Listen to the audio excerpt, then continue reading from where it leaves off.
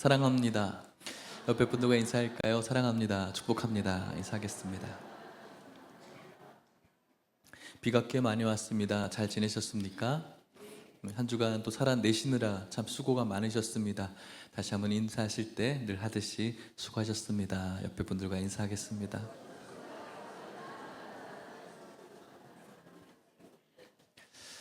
네, 여러 뉴스 매스컴에서 어려운 일, 힘든 일, 그런 사건들 속에서 또 이렇게 무사히 여러분들과 또 뵙게 돼서 참 감사한 오늘인 것 같습니다. 감사한 마음으로 드려지는 오늘 저와 여러분들의 예배가 되시기를 축복합니다. 성경은 누구를 향해서 계속해서 말하고 있는 책일까요? 맞습니다. 예수님이시죠. 우리는 흔히 구약 성경은 초림하실, 이제 처음 오실 그 예수님 메시아에 대해서 말씀을 하고 있고, 신약은 오신 예수님과 그리고 앞으로 이 땅 가운데 재림하실 그 예수님을 향해서 말씀하고 있습니다. 성경의 처음과 마지막은 예수님께로 집중되어져 있다는 것이죠. 저희들의 신앙생활도 마찬가지입니다. 저희들의 신앙생활 역시 처음과 마지막이 온통 다 예수님이어야 되는 것이죠. 신앙의 여러 가지 방편들, 교회 생활의 모습들이 있을 수 있겠지만 눈에 보여지는 그런 여러 가지 모습에 저희들의 시선이 분산될 때가 참 많이 있는데, 저와 여러분들이 오늘 예배를 드리는 이유도 예수님이고, 우리가 찬양하는 이유도 예수님이고, 또 우리가 서로 만나서 교제하는 그 모습 속에 예수님이 있어야 되고, 우리가 교회를 섬기는 이유도 예수님이어야 된다는 사실을 명심하시기를 축복합니다. 지난주 꼭 여러분들이 이사야의 말씀 속에서 누리시는 은혜가 있었다면 아마도 오실 예수님에 대한 그 말씀이었을 것이라고 생각이 듭니다. 오늘 말씀을 같이 나누면서 이 말씀의 내용은 온통 예수님 이야기로 점철되어져 있는데, 이 말씀의 제목을 어떤 말씀으로 정할까 여러 생각을 많이 했었습니다. 어떻게 하면은 좀 멋있게 이것들을 소개할 수 있을까 생각해 봤는데, 그런 제목보다는 심플하게 예수님 그 자체만 바라봤으면 좋겠다. 이 예배 가운데 드러나시는 분이 사람이 아니고 어떠한 현란한 말이 아니라 예수님이어야 되겠다라는 말씀으로 오늘 말씀을 여러분들과 나누려고 합니다. 예수님을 바라보고 예수님께 집중하고 또 예수님의 은혜를 깨달으며 그분의 깊은 은혜를 누리시는 오늘 이 시간 되시기를 축복합니다. 이사야의 말씀입니다. 오실 예수님에 대한 예언의 말씀이죠. 아주 풍부하고 적극적인 예수님에 대한 예언이 드러나고 있습니다. 이사야 52장 13절 말씀인데요, 같이 읽어보겠습니다. 시작. 보라, 내 종이 형통하리니 존귀하게 되리라. 아멘.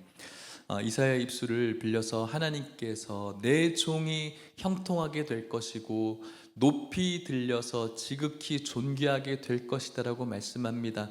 예수님 메시아에 대한 전체적인 사역과 그분의 일하심과 그분의 공로에 대해서 지금 말씀하고 있는 것이죠. 하나님의 종, 고난의 종으로 오신 예수님을 말씀하실 때 형통할 것이라고 말합니다. 형통하다는 것은 우리의 일이 술술 잘 풀린다는 것을 의미하겠죠.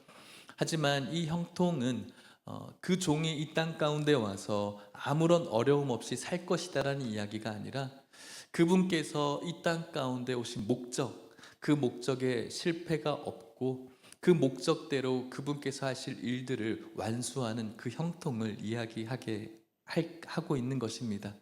그 목적은 십자가이고 또 십자가의 죽으심이며 부활하심이십니다. 그것을 완수하는 데 있어서 여러 가지 어려움이 있을 것입니다. 시험이 있을 것이고 많은 사람들의 방해도 있을 것이지만 결국은 그 주님께서 그 모든 것들을 성공적으로 완수하실 것입니다. 사람들의 눈에 보기에는 이 십자가의 그분의 죽으심이 실패이고, 사단의 눈에는 하나님이신 그 존재가 십자가에 죽는다는 것은 실패이지만 그 실패로 인하여서 하나님께서는 모든 생명을 살리시고 그리고 지극히 영광 받으시는 놀라운 성공이심을 지금 말씀하고 있는 것이죠. 이것은 사단에게 알려지지 않는, 또 이 세상의 지혜와 통치자들에게 알려져 있지 못했던 비밀스러운 복음이었습니다. 그분의 모습은 어떤 모습이었습니까? 14절 말씀은 이렇게 말합니다. 읽겠습니다. 시작. 전에는 그의 모양이 타인보다 상하였고 그의 모습이 사람들보다 상하였으므로 많은 사람이 그에 대하여 놀랐거니와.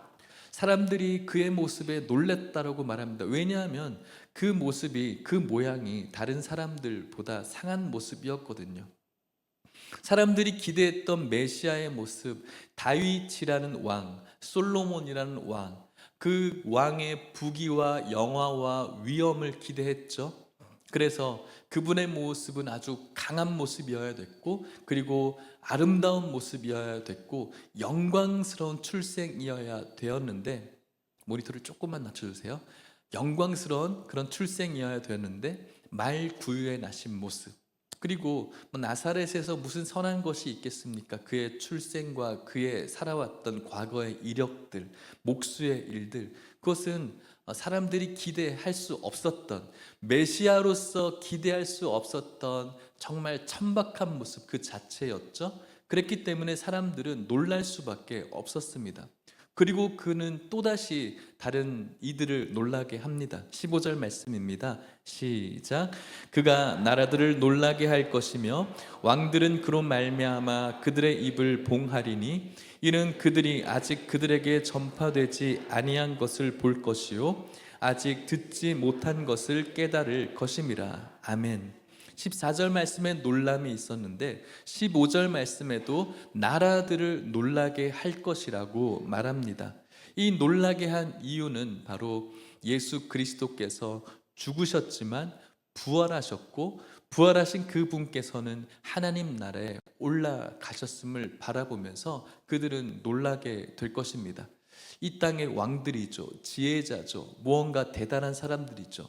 하지만 그 왕들은 죽으시고 부활하신 그로 말미암아 모든 입이 봉해지게 될 것입니다. 놀라서 봉해지게 될 것이겠죠. 그 이유는 그들이 아직 그들에게 전파되지 아니한 것을 볼 것이기 때문에, 듣지 못한 것을 깨달을 것이기 때문입니다. 듣지 못한 것을, 듣지 못한 것, 그리고 전파되지 못했던, 아니 알지 못했던 그것이 무엇일까요? 복음이죠. 그 복음 때문에 그들은 놀라게 될 것입니다. 복음이 무엇입니까?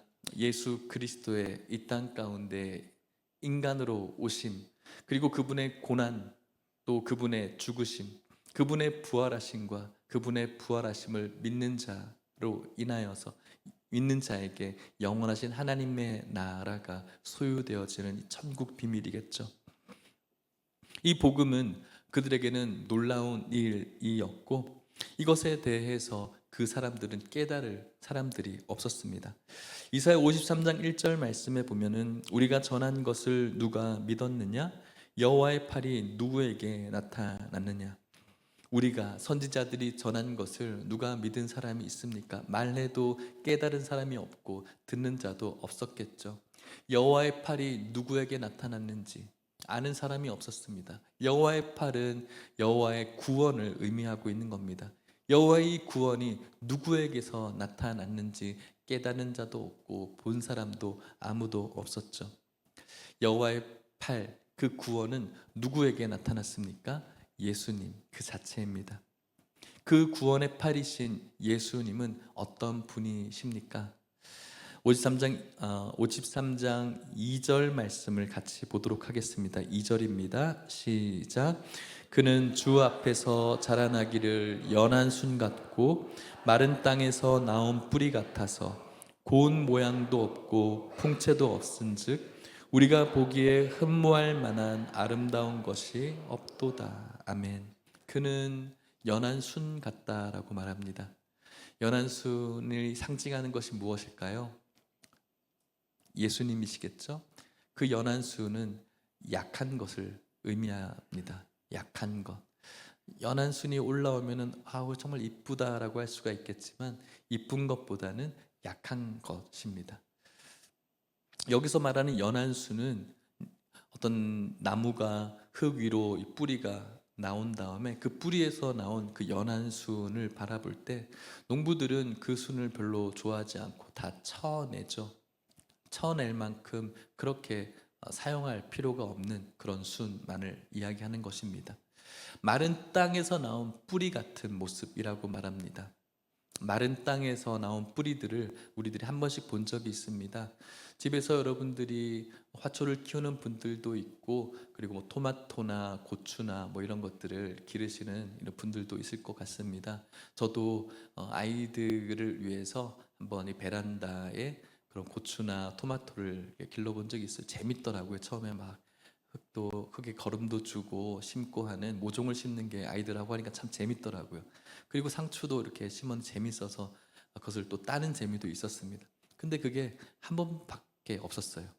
그렇게 시간이 지나고 나니까 그 토마토와 상추, 고추들은 우리의 관심 밖이었어요. 아무도 그것에 대해서 돌보지 않았죠. 결국은 그 화분에 있었던 흙은 다 말라 버렸습니다. 그리고 그것을 처분하기 위해서 그 뿌리를 뽑는데 그 뿌리만큼 볼품없고 형편없는 것은 없었죠. 여러분들이 아마 상상하는 그것일 것입니다.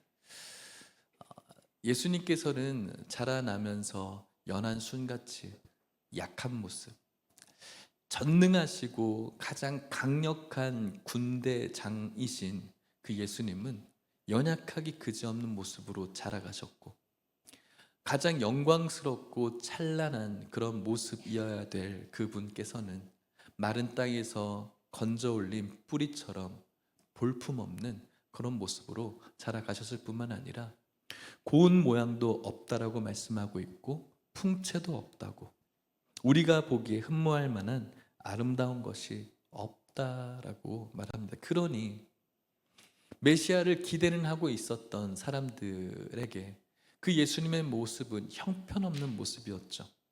메시아로 인정할 만한 조건이 아무것도 없는 거예요.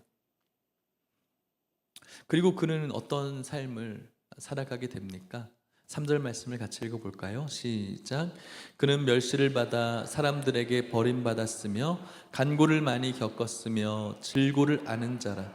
마치 사람들이 그에게서 얼굴을 가리는 것 같이 멸시를 당하였고 우리도 그를 귀히 여기지 아니하였도다. 아멘.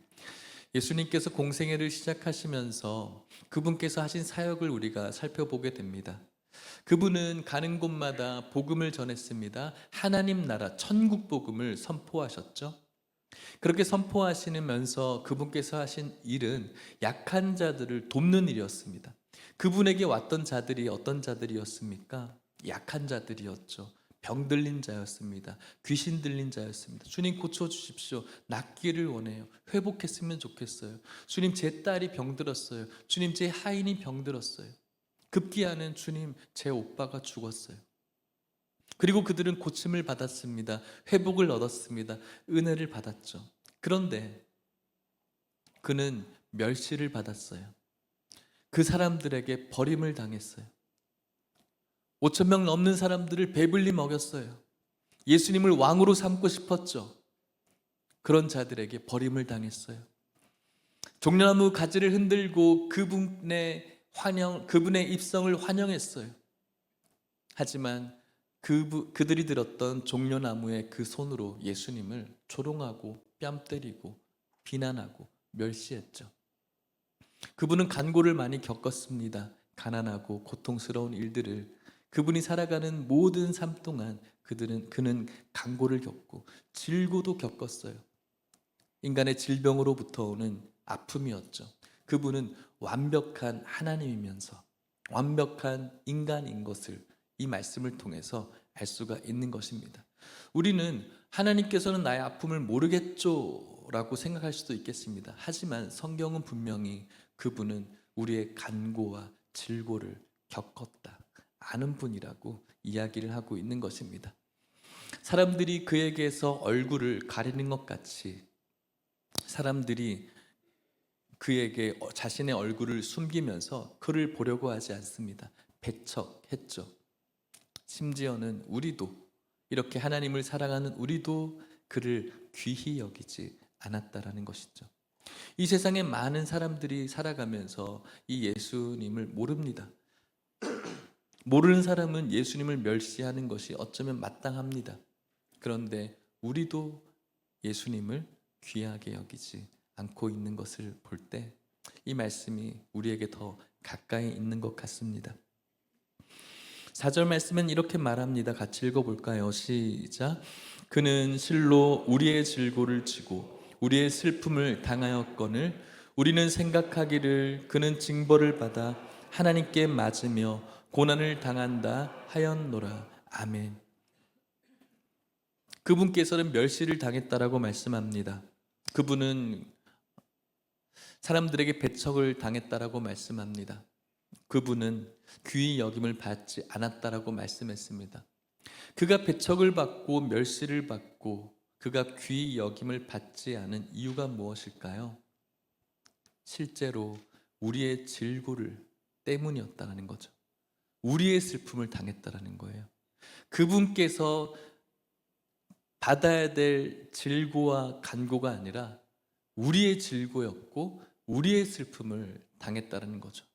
그런데 우리들은 무엇이라고 생각하냐면, 어떻게 생각하냐면 그는 징벌을 받았기 때문에 그 일을 당연히 겪어도 된다고 생각하는 거죠. 그가 잘못한 게 있겠지. 마치 욥의 친구들처럼 의인이었던, 당대 의인이었던 그 욥이 여러 가지 어려움을 당했지 않습니까? 그런데 친구들이 와서 하는 말이 네가 뭔가 잘못했겠지 라고 이야기하는 것처럼 예수님의 그 고통과 아픔과 그 징계 앞에서도 사람들은 네가 잘못했겠지, 네가 잘못한 게 맞겠지라고 하며 그분을 배척한다라는 것이죠. 그가 고난당하는 것이 마땅하다는 것입니다. 그러나 아니죠. 그가 고통당한 이유가 무엇입니까? 5절 말씀 같이 읽을까요? 시작. 그가 찔림은 우리의 허물 때문이요 그가 상함은 우리의 죄악 때문이라. 그가 징계를 받음으로 우리는 평화를 누리고 그가 채찍에 맞음으로 우리가 나음을 받았도다. 아멘. 그가 찔렸습니다. 여기서 찔렸다는 표현은 어떤 표현일까요? 그냥 바늘에 살짝 찔린 것을 의미합니까? 그 십자가의 찔림은 어떤 찔림을 이야기하는 겁니까? 희생 제물로 쓰여지는 제물의 찔림을 의미하는 거겠죠. 제물로 쓰여지는 그 제물의 찔림은 어떤 찔림입니까? 반으로 쪼개지는 찔림 아니겠습니까? 자신의 몸이 완전히 쪼개지는 그 고통스러운 그 찔림, 그 찔림은 하나님의 징계를 받아 당연한 것이가 아니라 우리의 허물 때문인 것을 성경은 우리들에게 말씀해주고 있는 겁니다.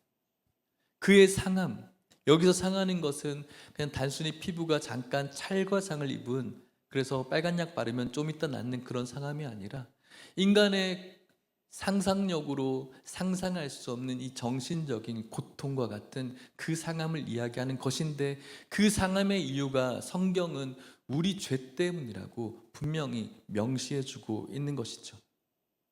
그래서 우리의 죄 때문에 그가 상함을 받았고, 그런데 놀라운 것은 그가 그 징계를 받음으로 말미암아 우리가 평화를 누릴 수가 있었다는 것이죠. 그에게 이로운 것은 없어요. 그의 징계로 인해서 우리가 평화를 얻은 거예요. 오늘도 저와 여러분들은 나름대로의 평화를 위해서, 우리의 안녕과 평안을 위해서 살아가지만 실제적인 우리의 삶을 들여다보면 평안 있는 삶이 그렇게 흔치 않은 것을 알고 있어요. 그런데 무엇보다도 이 평안은 어디 앞에서 완전히 실패할 수밖에 없냐면 인간으로서 누구나 겪어야 될 죽음이라는 그 절대적인 절망 앞에서 우리는 아무도 평안할 수가 없죠. 이 세상을 우리는 살아가고 있습니다. 2024년을 살아가고 있죠. 하지만 좀 더 정확하게 표현한다면 우리가 살아가고 있는 것이 아니라 죽어가고 있다는 것이 어쩌면 저는 더 맞는 표현이라고 생각합니다.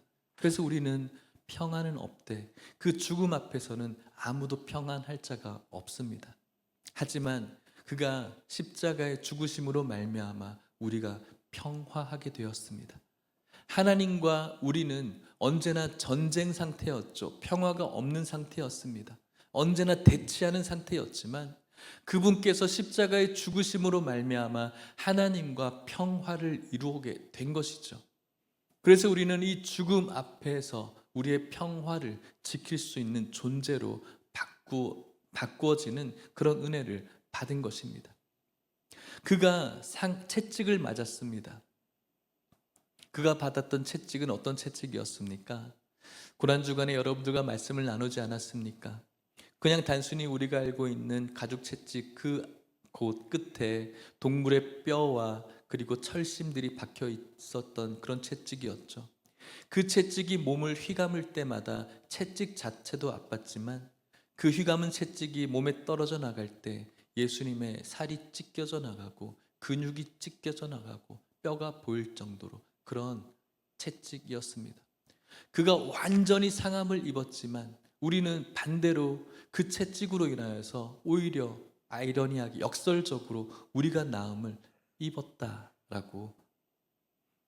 그의 죽음과 고통은 우리에게 평안이 되어졌고 그의 상함과 그의 채찍으로 인한 그 상처는 오히려 우리들에게는 나음이 되었다라고, 실로 그렇게 되었다라고 말씀하고 있습니다. 그런데 이러한 사실과 이러한 은혜에 대해서 아는 건지 모르는 건지 언제나 무시와 외면으로 살아가는 오늘날 많은 크리스찬들을 저를 포함해서 바라보는 것 같습니다. 연약하고 어리석고 미련한 저의 모습이고 우리들의 모습이죠. 마치 양 같은 모습.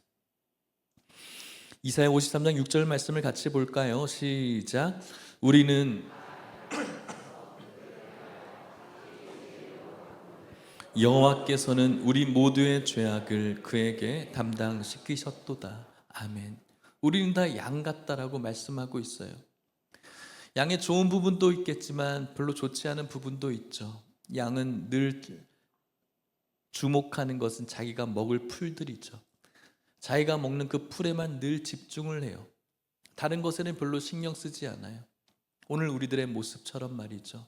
오늘 당장 내가 먹어야 될 그 풀에만 집중하는 모습, 마치 양 같은 모습이죠. 그러다 주위에 있는 양들이 뛰기 시작해요. 그러면 그 풀을 뜯다가 자기도 뛰어요. 근데 왜 뛰는지 몰라요. 어디로 뛰는지도 몰라요. 그냥 남들이 뛰니까 자기도 뛰는 거예요. 우리도 마찬가지지 않습니까?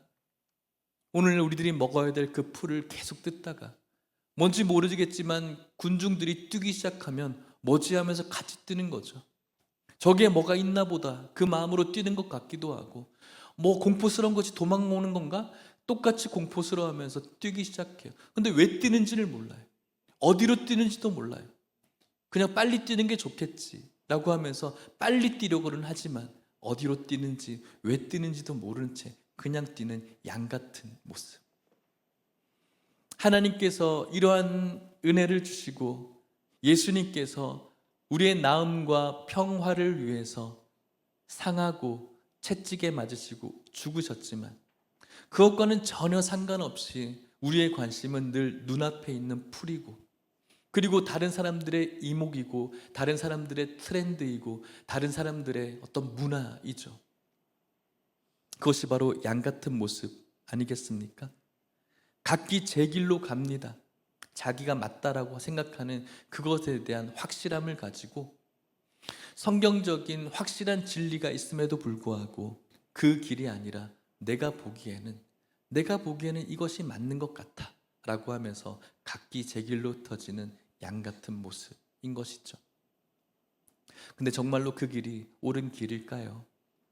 저와 여러분이 생각하는 맞다라고 생각하는 그 길이 진정 생명의 길일까요? 지혜의 서인 잠언은, 솔로몬의 잠언은 우리들에게 이런 교훈을 하죠. 잠언 14장 12절입니다. 같이 읽어볼까요? 시작. 어떤 길은 사람이 보기에 바르나 필경은 사망의 길이니라. 아멘. 우리들의 눈에 보기에는 바른 길 같죠. 내가 생각하기에는 교회는 이런 것이지, 내가 생각하기에는 믿음 이런 것이지, 내가 생각하기에는 잘 살아가는 것이 이런 길이지. 하지만 하나님의 어리석음은 우리의 높은 지혜보다 더 뛰어나다라고 말씀하고 있는 것처럼 우리는 그저 어리석음입니다. 우리가 맞다라고 생각하는 그 길은 각기 제 길로 가는 양 같은 모습이고, 그 필경은 사망이라고 잠언은 이야기하고 있는 것입니다. 그런데 이 말씀을 다시 한번 살펴보면 이사야 53장 6절 말씀 다시 한번 띄워보시면, 우리는 다 양 같아서 그릇 행하여 각기 제 길로 가는 그런 어리석은 존재인데, 여호와께서는 우리 모두의 죄악을 그에게 담당시켜 주셨다는, 저는 이 대목에서 무릎을 꿇을 수밖에 없고 제 눈을 다른 곳으로, 그 다음 절로 이렇게 옮기지 못하는 그런 일이 저한테는 계속 생겼어요. 우리는 다 양 같고 눈앞에 있는 풀에만 늘 집중하는 삶이고, 남들이 뛰니까 나도 한번 뛰어봐야겠다라는 향방 없는, 하나님께 집중하지 못하는 내 삶임에도 불구하고, 그런 우리를 위해서 여호와께서는, 하나님께서 의지를 가지고 우리가 가지고 있는 그 죄의 연약함을 자신의 하나밖에 없는 독생자 예수 그리스도에게 담당시켜 주셨다는 그 사실이 아무리 생각해도 저는 이해가 되지 않는 거예요. 왜? 양 같은, 목자를 전혀 위하지도 않고 목자를 바라보지도 않는, 그냥 풀만 바라보며 자기 가고 싶은 길로 떠나버리는 그 양을 위해서 여호와께서는 누가 시켜서가 아니라 하나님이 의지를 가지고 자신의 아들을 죽이시는 이유가 무엇일까? 이해되지 않는 거예요. 왜 그러시는 겁니까? 저는 이것을 설명할 수 없고 풀 수도 없고, 다만 은혜구나, 이것이 은혜구나, 그 말을 할 수밖에 없는 거예요. 감사할 수밖에 없고, 이유를 알 수 없어요. 나 같으면 그렇게 하지 않을 텐데, 어떤 이도 이렇게 할 수는 없을 텐데 왜 그렇게 하셨을까? 내가 뭐라고, 우리가 뭐라고. 은혜인 것이죠. 53장 7절 말씀에는 예수님께서 그런 우리를 위해서 어떻게 십자가를 지셨는지를 말씀하고 있습니다. 같이 읽어볼까요? 시작.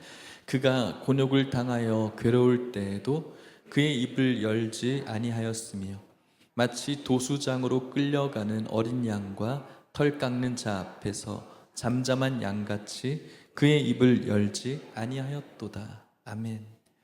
그가 십자가라는 곤욕을 당합니다. 우리가 그 길을 상상해 볼 수 있죠. 사람들에게 손가락질을 당하고, 네가 하나님이라고 침뱉음을 당하고 따기를 맞죠. 좀 전까지만 해도 우리를 구원해 달라고 종려나무 가지를 흔들고 환영하고 찬양했던 그 입술 아닙니까? 빵을, 이제는 저 사람이면은, 저 존재면 이제는 빵 걱정은 안 해도 되겠다라고 찬송하기, 그래서 임금 삼으려고 노력했던 사람들 아닙니까? 그런데 그들에게 그런 비난과 멸시와 조롱을 당하고 있는 그 모습, 그렇게 호의를 베풀고 선의를 베풀고 은혜를 베풀었던 그들이 멸시하고 조롱하는 그 모습, 여러분들과 우리는 어떻게 반응할 수가 있을까요? 우리 조금만 억울해도 막 우리는 미칠 것 같잖아요. 조금만 억울한 일 당하면은 분노하잖아요. 자동차 운전하다가 누군가 막 끼어들고, 그것만 해도 우리가 막 분노하잖아요. 조금만 피해를 입거나 누군가에게 모함을 당하거나 오해를 사거나 내 의도와는 전혀 상관없이 누군가에게 어떤 일을 당하면 분노하거나, 아니면 그 억울한 일 때문에 못 견뎌 하잖아요. 그리고 누군가에게 풀고 싶죠. 적어도 이야기하고 싶죠. 그런데 그분께서는 마치 도살장에 끌려가는 어린 양처럼 아무 말 하지 않는 거예요. 어떤 말이라도 할 수 있는 그분이 아무 말 없이 그가 계속해서 십자가를 지기 위해서 걸어가고 있는 겁니다. 왜 그래야 되는지를 알 수가 없어요. 53장 8절 말씀 또 읽어볼까요? 시작. 그가 곤욕과 신문을 당하고 끌려갔으나 그 세대 중에 누가 생각하기를 그가 살아있는 자들의 땅에서 끊어짐은 마땅히 형벌받을 내 백성의 허물 때문이라 하였으리요. 무슨 말인지 잘 모르시겠죠? 쉬운 성경에는 이렇게 말합니다.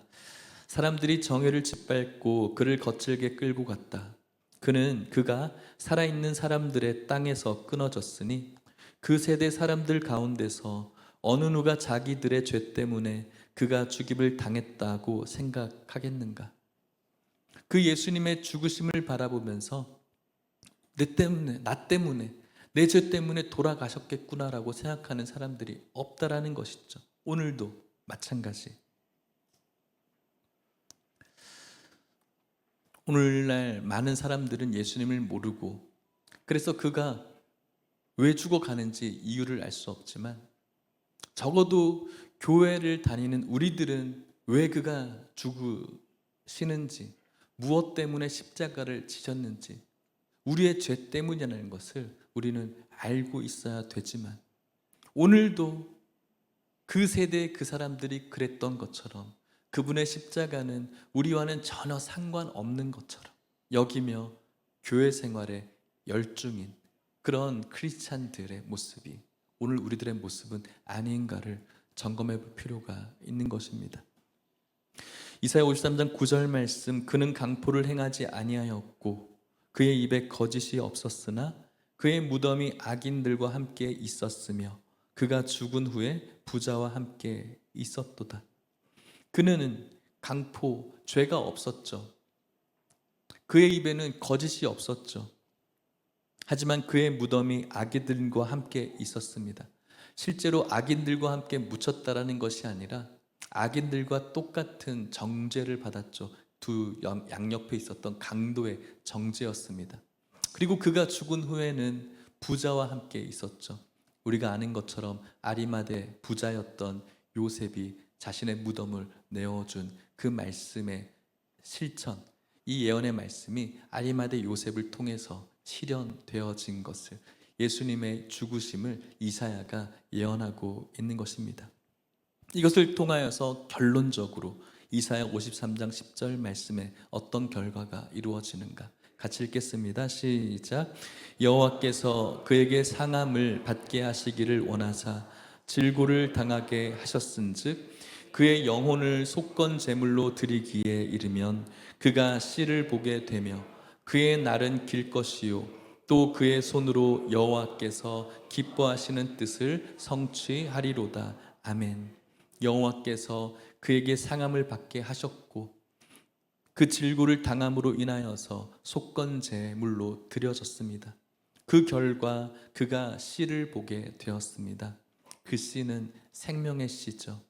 하늘의 밀알이 떨어져서 그 밀알로 인하여서 많은 열매를 맺었던 것처럼 그가 죽으심으로 말미암아 그 씨를 보게 되었는데 그 씨가 누구입니까? 여러분들, 우리들입니다. 죽음이라는 그 앞에서 우리들의 평안이 깨지고 완전히 실패해야 될 우리들의 인생은 영원히 하나님의 생명의 나라로 들어갈 수가 있게 된 것이죠. 십자가의 은혜라고 할 수가 있겠습니다. 그 가운데 여전히 비난과 조롱이 있는 인생들이었지만 12절 말씀에 보면 그러므로 내가 그에게 존귀한 자와 함께 몫을 받게 하며 강한 자와 함께 탈취한 것을 나누게 하리니 이는 그가 자기 영혼을 버려 사망에 이르게 하며 범죄자 중 하나로 헤아림을 받았음이니라. 그러나 그가 많은 사람의 죄를 담당하며 범죄자를 위하여 기도하였느니라. 그 십자가 위에서 저들의 죄를 용서해 달라는 예수님의 기도를 우리는 알 수가 있고 여전히 우리를 위해서 중보하시는 예수님을 우리는 바라볼 수 있게 됩니다. 사랑하는 성도 여러분, 말씀을 마쳐 보려고 합니다. 우리들의 신앙생활의 처음과 마지막은 예수님이어야 됩니다. 다른 것은 없습니다. 그런데 다른 것들에 우리의 시선이 분산될 때가 참 많이 있는 것 같습니다. 이 땅에 예수님을 모르는 사람들은 예수님을 멸시해도 되는 건 아니지만 하시기도 하고 여러 가지 말로 비난하고 정죄하며 이 세상의 풍조는 교회 자체를 싫어하는 것 같습니다. 그런데 성도들, 교회에 다닌 우리들도 별로 예수님에 대해서 관심도 없고 그를 귀히 여기지 않는 모습이 참 많이 있는 것 같아서 마음이 좀 아픕니다. 지난 한 주간 말씀을 묵상하면서 제가 페이스북도 하고 인스타도 하는데 그 가운데 좀 교회 사람들이 좀 모여져 있는 그런 SNS 계정을 들어가서 본 적이 있었어요. 나름 나도 교회 다니는데 하면서 시작되는 말들로 점철된 그런 이야기들이었죠. 그러면서 하는 말들이 거의 다 결론은 교회를 향한 비판과 그리고 신앙에 대한 회의, 그런 이야기들이었어요. 기독교 자체를 싫어하는 사람들보다 더 냉소적인 사람들의 그런 고백들. 그런데 그 고백들 내용을 보면 나름대로 뭔가 알고 있는 듯한 그런 이야기들. 슬픈 사실은 교회 이런저런 이야기를 하지만, 신앙에 대해 이런저런 이야기를 하지만 내 죄 때문에, 나의 연약함 때문에 찔리시고 상하신 그 예수님에 대해서 이야기하는 사람은 없다는 것이죠. 저는 그 글들을 읽으면서 그 모습들과 그 고백이 다른 교회 어떤 성도님들의 그런 고백이 아니라 오늘 이 자리에 함께하고 있는 우리들의 저는 고백이라고 생각이 들어서 참 가슴이 많이 아팠던 것이죠.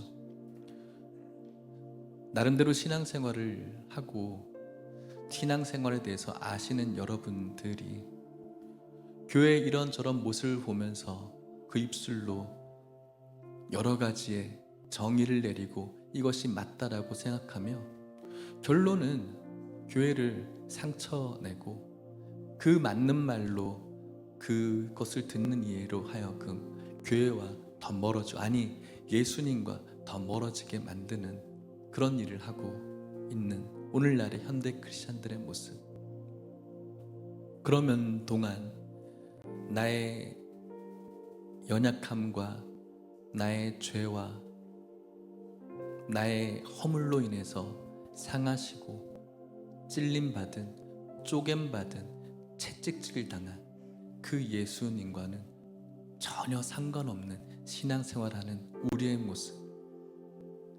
교회 생활에는 하는 것은 검은 띠인데 이 예수님에 대해, 은혜에 대해서는 하얀 띠도 되지 않는 우리들의 모습. 신앙생활의 처음과 마지막은 예수님인데 왜 자꾸 우리의 시선은 다른 곳들에 분산되어져만 가는지. 그러니 무슨 은혜가 있고, 그러니 무슨 감동이 있고, 그러니 그 예배 드리는 것이 무슨 기쁨이 있고, 그러니 교회를 섬기는 것이 뭐 그렇게 기쁨이 있겠습니까? 예수님이 나로 인해서 어떤 일을 하셨는지, 나를 어떻게 사랑하셨는지, 나를 얼마만큼 사랑하셨는지, 그것에 대해서는 별로 관심이 없고 오늘도 무시와 멸시와 비난밖에 없는데 어떻게 신앙생활이 행복할 수가 있겠습니까? 그저 교회 나와서 부서를 섬긴다거나 사람들하고 이야기하는 것, 거기에서만 기쁨을 갖지 무슨 신앙생활에 기쁨과 감동이 있겠습니까? 사랑하는 성도 여러분, 물론 교회의 이런저런 모습들 속에서, 세상에서 비춰지는 매스컴의 모습 속에서 교회의 잘못된 모습이 있고 그것은 비난받아 마땅합니다만, 우리들이 정말 바라봐야 될 것을 바라보지 못한 채 그것으로 평가하며 나는 뭐 대단한 것처럼 그렇게 신앙생활은, 그 모습은 2000년 전에 예수님을 쪼개고 찌르고 상하게 하고 멸시하고 조롱하고 비난하고 그분을 죽였던 유대인들과 바리새인의 모습, 그것과 별로 다른 모습이 없다는 사실이죠. 오늘 이곳에 있는 우리 예일교회 성도님들에게 오늘 이사야가 이야기한 이 예수님의 이 모습이 늘 가슴에 새겨져 있어서 그분의 찔림과 상함이 우리가 상상할 수 없을 그만큼의 영혼의 고통이 바로 사랑받을 자격 없는 내 죄 때문이고 허물이었음을 처절하게 깨닫는 그런 은혜가 있기를 주님의 이름으로 축복합니다. 그런 성도에게 하나님의 신령한 은혜가 덧입혀지게 됩니다. 그런 저와 여러분들에게 하나님의 크신 이 세상이 줄 수 없는 평안과 기쁨이 주어지게 됩니다. 신앙생활을 이제 처음 시작하거나 신앙의 연수가 얼마 되지 않으신 우리 성도님들도 여럿 계시는 걸로 알고 있습니다. 예수님은 이런 분이신데 이 말씀 속에서 하신 이 말씀의 사역들이 실제로 나를 위한 사역이었고 여러분들을 위한 고난과 죽음이었음을 믿어지는 그런 은혜가 있기를 주의 이름으로 축복합니다. 신앙생활 꽤 오래 해서 교회 생활의 고단자이신 여러분들, 그러면서 예수님의 은혜와는 별로 상관없는 여러분들, 오늘 우리들에게 이 예수님이 진실로 깨달아지시기를 주의 이름으로 축복합니다. 그분께서 우리를 어떻게 사랑하셨는지, 그분께서 우리를 얼마나 사랑하셨는지를 날마다 깊이 체험하며 정말 교회만 줄 수 있는, 예수님만 줄 수 있는 그 놀라운 평안과 기쁨과 감사와 축복이 오늘 이 예일교회 문턱을 밟고 있는 모든 성도님들에게 충만하시기를 주의 이름으로 축복합니다. 그 예수님을 우리가 생각하며 그분의 위대하심을 노래했으면 좋겠습니다.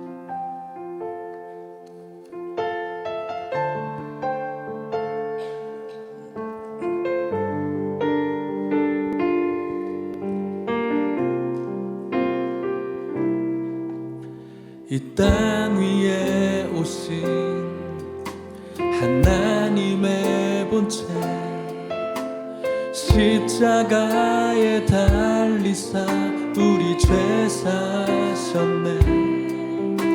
하나님이 그를 지극히 높여 모든 이름 위에 뛰어난 이름을 주사 우리 예수 이름 앞에 절하고 모든 입이 주를 시네. 영광 중에 오실 주를 보리라 선포해. 왕께 만세 존귀와 위엄을 찬양해. 왕의 왕께 만세 주의. 우리를 위해서 이 땅 가운데 오실 예수 그리스도를 바라보며 찬양합시다. 하나님의 본체, 하나님의 본체, 십자가에 달리사 우리 죄 하사셨네. 하나님이 그를 지극히 높여 모든 이름 위에 뛰어난 이름을 주사 우리 예수 이름 앞에 절하고 모든 입이 주를 시네. 영광 중에 오실 주를 보리. 우리 다같이 선포합시다. 선포. 우리의 왕을 찬양합시다. 왕께 만세. 존귀와 위엄을 찬양해. 왕께 만세. 가장 귀하신 주님, 가장 높으신 주님을 찬양합시다. 왕께 만세. 왕께만 귀하신 분이십니다. 존귀와 위엄을 찬양해. 왕께 만세. 우리를 위해서 십자가의 고난을 당하신 주님, 그 주님을 높여드립시다. 왕께 만세. 왕께 지극히 높으신 주님 찬양합니다. 귀와 위엄을 찬양해.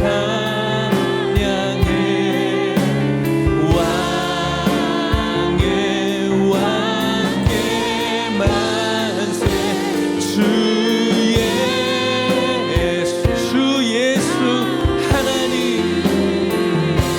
주 예수 하나님, 주 예수 하나님. 같이 기도합시다. 예수님입니다. 우리의 신앙생활은 처음부터 끝까지 예수님이어야 합니다. 다른 것에 여러분들의 시선이 분산되지 마십시오. 그 분산된 시선으로 여러분들의 은혜와 동떨어진 그런 말과 그런 행동을 하지 마십시오. 그것은 하나님을 아프게 하는 것이고 하나님을 슬프게 하는 것입니다. 오늘 저와 여러분들이 이 예수님, 나의 허물과 죄 때문에 찔리시고 상함받으시고 쪼개지신 그 예수님, 그리고 죽으시고 부활하시고 이 땅 가운데 심판주로 재림하실 예수님, 그리고 그 예수님을 믿는 믿음 하나 때문에 그거 하나 보시고 우리를 영원한 하나님으로 인도하실 그 예수님, 그 예수님 바라보며 그분께서 여러분들을 얼마나 사랑하셨는지, 그리고 여러분들을 어떻게 사랑하셨는지를 날마다 더 깊이 깨달으면서 우리의 시간의 신앙생활에 참된 기쁨과 은혜와 감사가 있기를 소망하시면서 그 예수님 바라보면서 신앙생활하기를 결단하시면서 우리 기도했으면 좋겠습니다. 기도하시겠습니다. 하나님 아버지 감사합니다. 오늘 예수님, 우리의 신앙의 처음과 마지막 되시는 그 예수님을 바라보게 하여 주셔서 감사합니다. 우리에게 참된 은혜가 어디서부터 시작되어지는가, 크리스찬들의 참된 행복이 어디에 있는가를 다시 한번 깨닫게 해주셔서 감사합니다. 예수님이십니다. 우리의 신앙생활의 전부는 예수님이십니다. 하나님 아버지, 다른 것들의 시선이 분산되지 않게 하여 주시옵시고 그 예수님께서 우리를 얼마나 사랑하셨는지, 어떻게 사랑하셨는지, 얼마나 놀라운 모습으로 우리 가운데 다가오셨는지를 날마다 깨달을 수 있는 은혜를 허락하여 주시옵시고 주님 오시는 그날까지 우리들에게 오신 예수 그리스도를 찬양하고 높여드리는 우리 모든 성도님들 될 수 있도록 축복하여 주시옵소서. 인도하여 주시옵소서. 그 손길로 붙잡아 주시옵소서.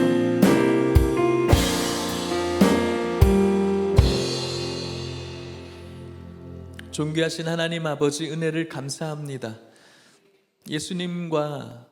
예수님을 잘 모르는 사람들은 예수님을 오해하고 멸시하고 그분이 사랑하는 공동체를 바라보며 비난하고 정죄합니다. 하지만 하나님 아버지, 오늘 주님의 은혜를 받았다라고 이야기하는 교회 안에 있는 우리들 역시도 주님을 바라보면서 여전히 그를 귀하게 여기지 않고 그를 멸시하고 무시하고 외면하는 오늘 우리들의 모습을 주님 앞에 회개합니다. 용서하여 주시옵소서. 하나님 아버지, 간절히 바라는 것은 우리들에게 이 예수님만 눈에 들어오게 하여 주시옵소서. 신앙생활의 여러 가지의 모습들을 우리가 바라보지만 아버지, 우리가 목사 보고 신앙생활 하는 것도 아니고 어떤 좋은 성도님을 보고 신앙생활 하는 것도 아니고 교회 건물 보고 신앙생활 하는 것도 아니고 교회 프로그램 보고 신앙생활 하는 것도 아니고 교회가 얼마나 칭찬받는 교회인지 신앙생활 하는 것도 아니라 오직 우리 신앙생활의 이유는, 아니 우리의 삶의 이유는 예수님이심을 기억하게 하여 주시옵소서. 우리들에게 오늘 이 귀하신 예수님의 은혜가 있는가 없는가를 늘 점검하게 하여 주시옵시고, 하나님께서 사랑받을 자격 없는 우리를 위해서 의지를 가지고 우리 죄를 그에게 담당시키신 이 놀라운 사건이 오늘 우리들에게 믿어지게 하여 주시옵소서. 깨달아지게 하여 주시옵소서. 감동되어지게 하여 주시옵소서. 감격되어지게 하여 주시옵소서. 믿어지게 하여 주시옵소서. 그 믿음의 축복을 가지고 우리의 남겨져 있는 인생이 죽어가는 인생이 아니라 영원히 살아가는 인생으로 축복받게 하여 주시옵소서. 우리의 신앙생활이 행복하게 하여 주시옵시고 우리의 신앙생활이 날마다 주님께 주신 은혜로 기쁨이 넘칠 수 있도록 인도하여 주시옵소서. 지금은 예수 그리스도의 은혜와 하나님의 사랑과 성령의 교통하심이 이 땅 가운데 우리의 죄를 위해서 오신 예수 그리스도를 기억하고 그분이 우리를 어떤 모습으로 사랑하셨는지, 어떻게 사랑하셨는지, 얼마나 사랑하셨는지를 날마다 더 깊이 누리기를 소망하며 신앙생활 가운데 주님이 주시는 감동과 감격으로 살아가며 영원하신 하나님 나라를 소망하는 오늘 이곳에 있는 모든 성도님들과 이들의 가정과 사랑하는 하남 예일교회와 다음 세대 가운데 이제부터 영원토록 함께 있을지어다. 아멘.